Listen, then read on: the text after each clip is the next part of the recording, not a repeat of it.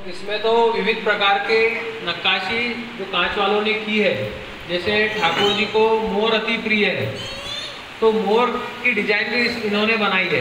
उसके बाद ठाकुर जी को सबसे यदि कोई पुष्प प्रिय है तो वो कमल है, तो कमल की डिजाइन भी यहाँ पर बनाई हुई है।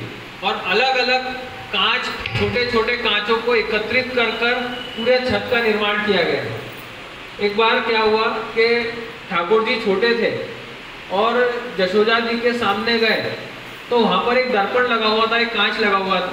वो कांच में देखकर ठाकुर जी जशोदा जी से कहने लगे, अरे मैया यह कौन दूसरो, मेरे जैसो तेरो लाल।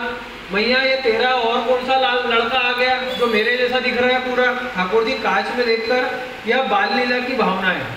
तो जब एक कांच में एक ठाकुर जी दिख रहे हैं तो यहाँ पर तो हजारों कांच लगे हुए हैं, यहाँ पर कितने ठाकुर जी दिखेंगे। और अपने जो ठाकुर जी है गोकुल चंद्रमा जी, यह रास का स्वरूप है। पुष्टि मार्ग में यदि रास का स्वरूप है तो गोकुल चंद्रमा जी और मदन मोहन जी। तो गोकुल चंद्रमा जी जब ठाकुर जी रास के दर्शन खुलते हैं, हम दर्शन करते हैं राज के दर्शन, तो रास के दर्शन में नीचे दर्पण रखते हैं और उसमें सभी वैष्णव तो ठाकुर जी का प्रतिबिंब देखकर रास का आनंद लेते हैं।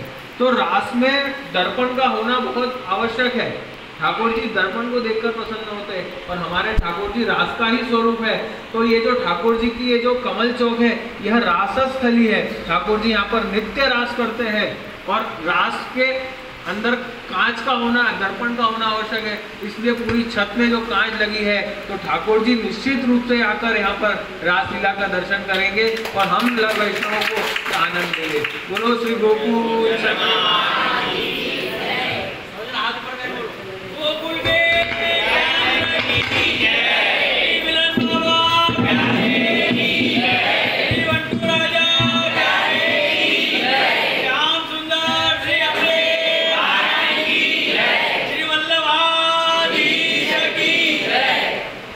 अभी आदित्य भाई